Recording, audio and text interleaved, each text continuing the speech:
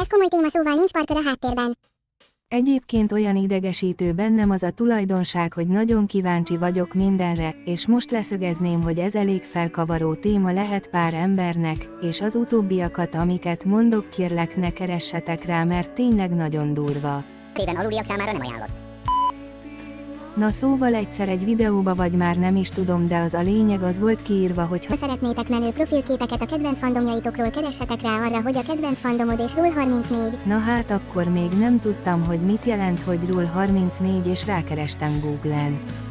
Na hát olyanokat láttam, hogy majd kiolvadt a szemem és nagyon bekaksiztam, ezért gyors kiléptem. Aki nem tudná, hogy mi az a Rule 34, annak mondom, hogy az felnőtt tartalomra utal, szóval csak saját felelősségre.